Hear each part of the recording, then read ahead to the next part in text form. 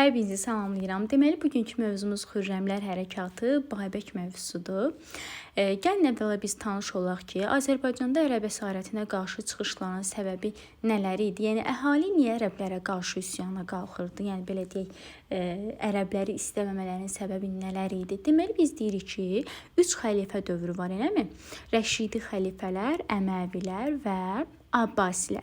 Deyirik ki, ilk xəlifələr dövründə olduqca humanist davranırdılar. Heç kəsi vəzifələrindən belə deyək, çıxarmırdılar. Vergi imkan daxilində idi, ağır vergilər qoyulmurdu.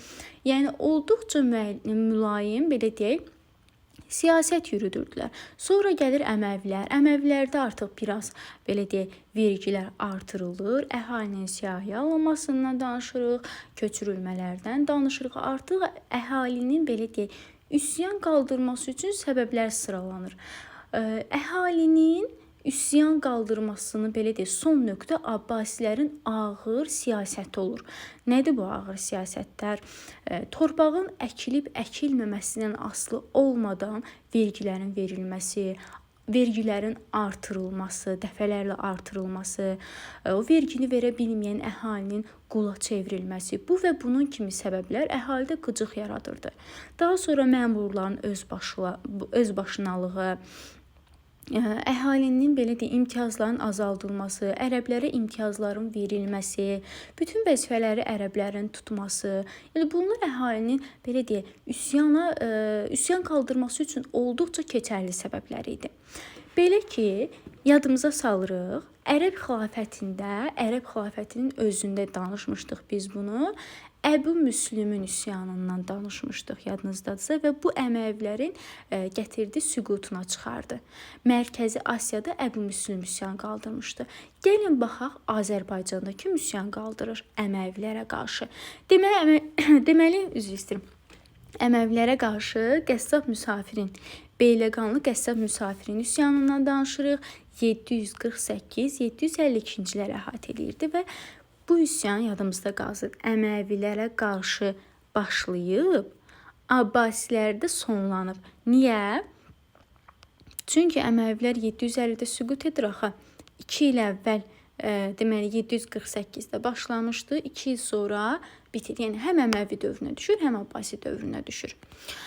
Bu, deməli, müsafir üsyanı idi. Bəs Xürrəm üsyanı? Gəlin indi Xürrəm üsyanı ilə tanış olaq. Deməli, deyirik ki, Xürrəm türk dilində şad, firavan, fars dilində də od, günəş demək idi. Və deyirik ki, ərəblər Xürrəmləri əl-müxəmmirə, yəni qırmızı geyinənlər kimi tanıyırdılar. Elə, belə deyək, dillərində əzbər tapmışdı. Və deyirik ki, uzun bir müddəti əhatə edir, 778-dən ta ki 8-ci illərə qədər əhatə edir. Böyük bir dövrə əhatə edir Xürrəm üsyanı. İlk vaxtlarda Xürrəm üsyanı uzun fasilələrlə gedirdi. Sonra Babəkin başçılığı ilə başlayanda, artıq davam edəndə daha doğrusu, bu üsyanlar daha belə deyək də qısa aralıqlarla baş verirdi. Misal üçün, gəlin ümumiyyətlə Xürrəmi hərəkatının xüsusiyyətləri ilə tanış olaq, daha sonra döyüşlərdən danışarıq. Deyirik ki, Ərəb ağalığı dövründə baş verib, bu bildiyimiz məsələdir. Xürrəmi üsyanı isə sırf Abbasi dövrünə düşür. Yəni 778-ə düşür, 8-dən başlayır daha doğrusu. Bu da nə olur? Abbasi xilafətinə qarşıdır. Demək deyirik ki, onların niyyəti nə idi? Sosial bərabərliyi istəyirlər. Bir də ərəblərin işğal etdiyi torpaqlarımızı geri qaytarmaq istəyirdilər. Və deyirik ki, mərkəz Azərbaycan əsas sığınacağı da Bəz qalası idi. Yəni Xürrəmlərin, belə deyək, istinadgahı Bəz qalası idi.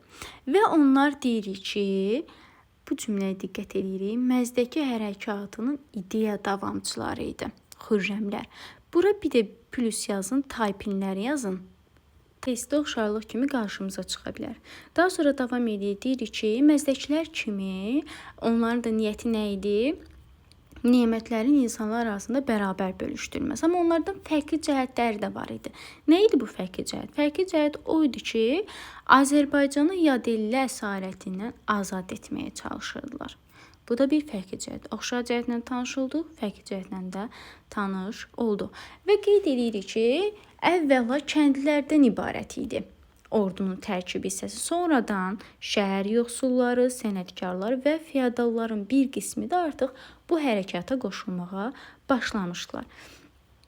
İslam dininə qarşı deyildi, qeyd edirik. Bunu niyə qeyd etmək məcburiyyətində qalırıq? Çünki həmin dövrün ərəb tarixçiləri Babəki pisləmək niyyəti ilə, yəni belə deyək, gözdən salmaq niyyəti ilə elə bir ideologiya yaradırdılar ki, və hətta bunu qələmə alırdılar ki, Xürrəmə hərəkatı Babəkin başçılığı altında İslama qarşı belə deyək yönəlib, İslamı pisləyirdilər. Əslində belə deyildi. Nə idi? Yəni elə insanlara belə deyil ötürürdülər ki, güya İslamı pisləyir, İslama qarşıdır.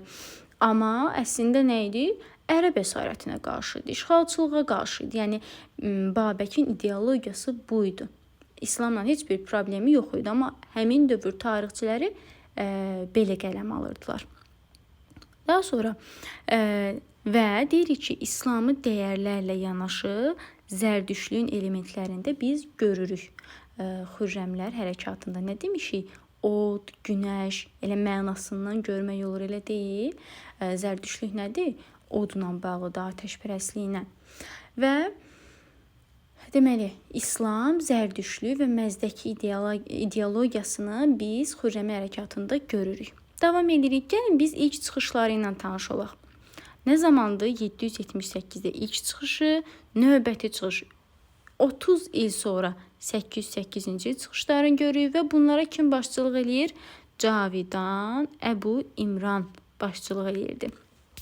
Amma pərakəndə idi. Üsyan bəzən onların özlərinin dili yadından çıxırdı. Özləri ikisi bir-birinin arasında dalaşırdılar. Rəhbərlik yox idi.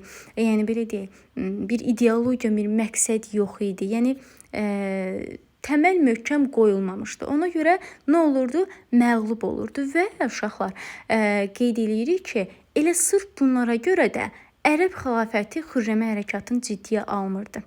Ta ki Babək gəlincəyə qədər. Deməli, nə olur? Babək gəlir Xürrəmə hərəkatının başına. Yəni belə deyək, yeni mərhələ başlayır. Artıq Xürrəmə hərəkatının başçısı Babək olur. Və deyirik ki, nə edir Babək? Yəni üsyan deyir, Bəz qalası ətrafındakı ərazilərə yayılır, daha geniş ərazilərə yayıldı. Sonra neyinir? Öz ətrafına Muaviyə, Abdullah, Tarxan, Aydın deyirdilər. Yəni Adin də deyə bilərsiniz, Aydın da deyə bilərsiniz. Başçı kimi təyin edir. Yəni üsyan belə deyə sırf bir nöqtədə qalxmır axı, yəni bir neçə əraziyə, bölgəyə yayılır. O həmin yayılan bölgələrə də neyinir? Başçı təyin edir. Daha sonra deməli uşaqlar 816-da Babək gəldi. Babək gələndən sonra başlayır, neyinir? Müəyyən əraziləri azad edir.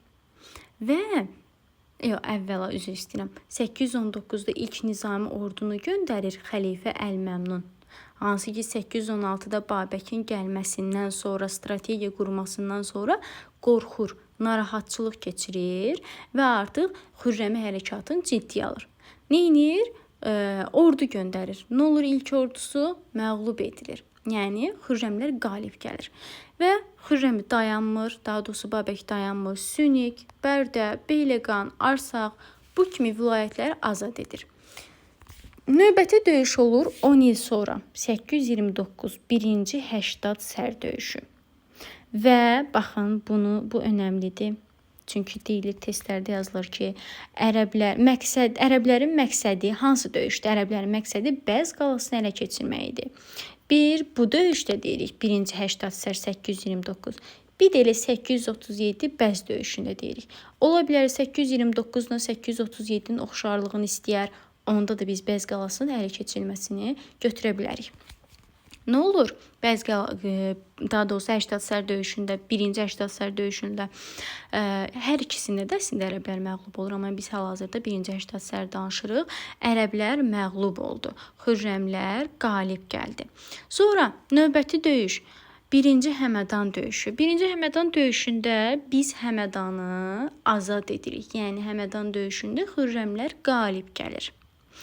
Və artıq bu ərəblər üçün olduqca böyük bir zərbə olur. Sonra xəlifə Əl-Məmnundan sonra hakimiyyətə kim gəlir? Xəlifə Əl-Mötəsim. və o Xürrəmlərə qarşı ciddi tədbirlər görməyə başlayır. Artıq Xürrəmləri ciddiyə alır. Yəni belə deyək, atası da Xürrəm hərəkatını belə deyək ciddiyə alırdı, amma Əl-Möhtəsim Həmədan tutulmasından sonra əməlli başlı bir silkələnir. Neynir? Bizansda müharibəni dayandırır. Bütün qüvvələri Xürrəmlərə yönləndirir və orduda nizam-intizam yaradır. Sonra danışırıq 2-ci Həmədan döyüşü, amma bu Babəkin ilk dəfə ağır və ciddi məğlubiyyəti sayılır.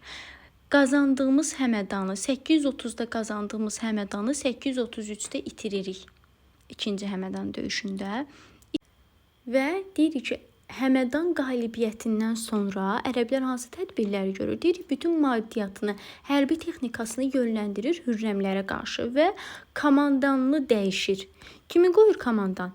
835-ci ildə türk əsilli olan Afşini və qeyd edirik ki, ərəblər türk sərkərdələrinə olduqca önəm verirdilər. Sırf sərhəd nöqtələrini qorumaq üçün türk sərkərdələrini seçirdilər. Biz bunu hardan görürük bir də? İndi düzdür, sıralama ilə gedəndə feodal dövlətlər Xürrəm hərəkatından sonradır. Amma biz həmin videonu kanalımızda yerləşdirmişik. İstəsəniz keçid edib baxa bilərsiniz. Deməli, Sacilər dövlətinə deyirik ki, 879-cu ildə xəlifə tərəfindən Cənubi Azərbaycan Əbu Sac Divdada verilmişdi, İqta kimi. Hansı ki, bu İqta belə deyək, Əbu Sac Divdadın varisi olan Məhəmməd İbn Əbu Sac tərəfindən dəyərləndirilir və yeni bir dövlətin əsası qoyulur. 898-ci ildə Sacilər dövləti yaranır. Yəni bu da bizim belə deyək bir misalımız. Yəni ərəblərin türklərə verdiyi önəmdən belə deyək danışırıq, qeyd edirik ki, yəni onların güclərinə inanırdılar. Bu da əlavə bir məlumat. Deməli, gəlin baxaq, Afşin baş komandan, daha doğrusu komandan seçiləndən sonra hansı tədbirləri görür? Deməli, neyinir? İqamətgahı dəyişir. İqamətgahı Bəzdə yaxın bir yerə yerləşdirir. Hara? Bərzəndə köçürür. Nizam-intizam yaradır. Sonra yolları, qalaları bərpa edir. Və nə deyirik uşaqlar? Deyirik ki, onun silahdaşlarını bir-bir ortadan götürür. Ya sui-qəsdən, ya da pul qarşılığında Babəki tək qoyur. Yəni Babək zəifləyir. Ətrafını toplayanda nə olur? Zəifləyir. Və 836 danışırıq biz 2-ci Həştadsər döyüşündən. Burada Xürrəmlər qələbə qazanır uşaqlar və nə olur? Yəni ərəblər ağır məğlubiyyətə uğrayır, canlı qüvvəsi, yəni müəyyən qədər canlı qüvvəsi məhv edilir və bizim Xürrəmlər ərəblərin çoxlu silah və ərzaqlarını ələ keçirirlər. Artıq biz Xürrəmlər nə demişdik? Afşin baş komandan seçiləndən sonra strategiyası işə yarayır. 837-ci ildə Afşinin rəhbərliyi ilə Bəz qalasına yürüş olur. Və Bəz qalasına çatanda Afşin Babəkə sülh təklif edir. Babək bu sülhü belə deyək dəyərləndirmir. Bəs Babəklə sülhdə niyyəti nə idi Afşinin? Afşin Babəkin nüfuzunu bilirdi, tanıyırdı və Babəkdən Bizansa qarşı istifadə etmək niyyətini güdürdü. Nə olur? Babək qürurundan dönmür və sülh təklifini qəbul etmir. Elə ki, nə olur? 837 Bəz qalası yaxınlığında döyüş baş verir. Bu döyüşdə deyirik ki, ərəblər mancanaqlardan istifadə edirdi və bu mancanaqlar Bəz qalasının ələ keçirilməsində kömək edir ərəblərə.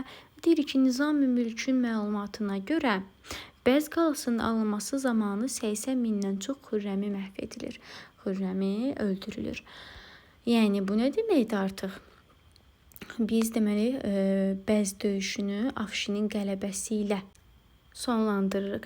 Sonra nə olur? Bəzin süqutundan sonra Babək Arana gəlir və burada niyyəti nə idi onun? Bizans imperatorunu kömək istəyib, yeni bir qüvvə toplayıb, yenidən ərəblərə qarşı döyüşü davam etdirmək istəyirdi. Amma nə olur? Deməli, Afşin Babəkin başına pul qoyur. Yəni, Babəkin yeri mənə desəz, yəni bu pul məbləği, bu mükafat sizin olacaq. Onun keçmiş müttəfiqlərindən, dostlarından biri olan Səhl ibn Sumbad Babəkə qarşı belə deyək, xaincəsinə bir hərəkət eləyir. Babəkə kömək eləyəcəyini deyir. Yəni görüş yeri təyin eləyir. Babək ora gələndə Səlibin Sumbatı yox, ərəb qüvvələrini görür.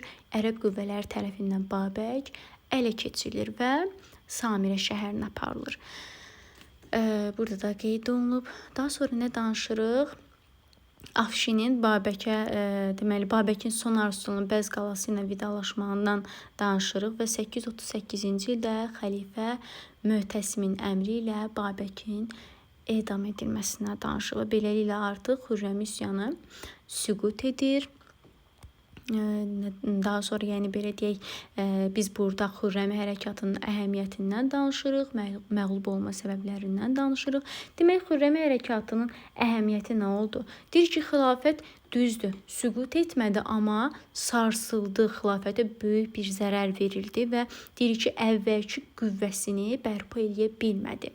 Parçalanması sürətləndi və deyir ki, Xürrəmə hərəkatı bir növ digər xalqlara motivasiya oldu. Azadlıq mübarizəsinə qalxmaq üçün motivasiya oldu. Bəs yaxşı, Xürrəmə hərəkatı niyə məğlub oldu? Deyir ki, nə demişdik bayaqlarım?